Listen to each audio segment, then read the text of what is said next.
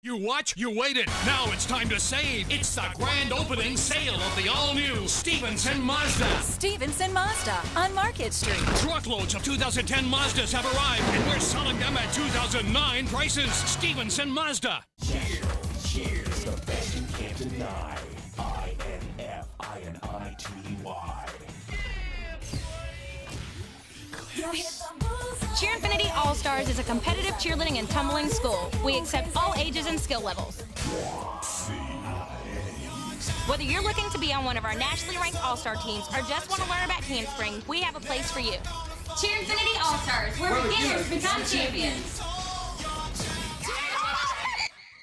The Cape Fear Literacy Council presents the first ever Golf for Literacy tournament, Monday, November 9th at the brand new Cape Fear National Course at Brunswick Forest. Hurry! Early bird discount registration ends October 19th. Includes 18 holes, cart, contest, meals, and more. Even $1 million hole-in-one. Whole sponsorship and other opportunities still available. Don't miss this chance to play at the region's newest golf gym on the Carolina coast. All for a great local cause.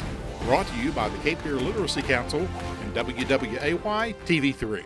During the grand opening sale at Stevenson Mazda, buy 2010 Mazda CX-7s for $21,990. New Mazda 3s for $179 a month. And every Mazda comes with our lifetime warranty. Stevenson Mazda on Market Street.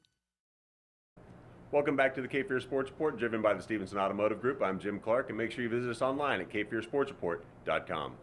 All four Wilmington schools qualified for the boys' high school state playoffs. 3 of the 4 posted wins in round 1. Let's take a look at the action.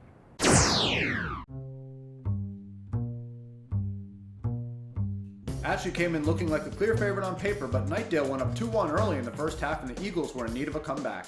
Screaming Eagles senior captain Chris Snow tied the score shortly thereafter. The Eagles weren't going down without a fight. However, a short time later, Snow was kicked in the... His reaction drew a well-deserved red card. With that, the Eagles lost one of their key players. A man down, Ashley fell behind 3-2. Things weren't going their way. Early in the second half, the deficit grew to 4-2, and it looked bleak at best for Ashley. After a great season, it appeared it was all about to slip away. George Demopoulos brought the Eagles to within 1 goal at 4-3. Being a man down, Ashley looked for Stanley Broden, their biggest weapon up front, and after several long ball attempts, well, let's pick up the action. It's a long serve and a lovely header to Broden, who breaks free. He uses the left foot, goes upper 90, tying the score at 4. As Ashley makes a dramatic comeback with just a few minutes left on the clock. Despite this lovely save by Justin Savignon, Knightdale would be able to score and take a lead in overtime. Ashley would have to come back again, and again it's Broden. He tallies the equalizer, making it 5-5. The teams would then go to penalty kicks, and that's where the drama really heated up. After each player scored in round 1, Savignon comes up with the big save in round 2, stoning the Knightdale shot. That's when things got real interesting. Ashley comes up and apparently scores, but the goal is disallowed. The side judge waving the Knightdale player off, who was too close to the action apparently. So after some discussion, Ashley has to step back up and re-kick again after just scoring. Because the Knightdale player was not far away, Ashley gets penalized here actually. They have to make the kick again. And wouldn't you know it, after blasting it home on the first try, the Knightdale keeper comes up with the save on the second try. Now let's go back and listen to the whistles. That's the referee. And that's the side judge. Kicks would go into a sudden death round, where eventually Knightdale stepped up and scored. Ashley stepped up and couldn't score, giving Knightdale the first round win over the Screaming Eagles. And while there was jubilation at one end of the field, there was heartache at the other. For the Cape Fear Sports Report, this is Jesse Jones.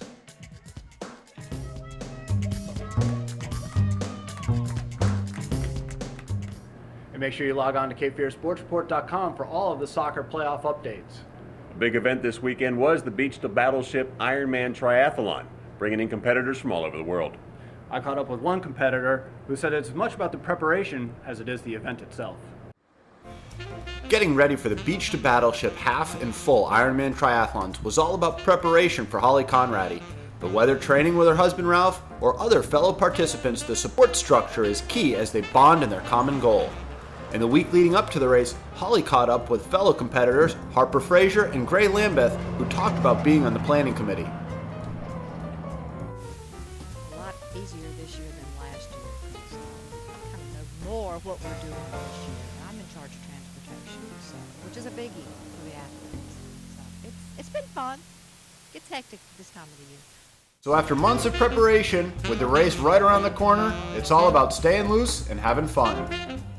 Just putting your feet up and relaxing a little bit. I think it's important to probably, get out on the bike and just spin for a short period of time, easy gear, maybe get in the water, stay acclimated to the temperature of the water as it'll probably drop a bit between now and next Saturday. But other than that, the work is done at this point. You're either ready or you're not. I'm ready.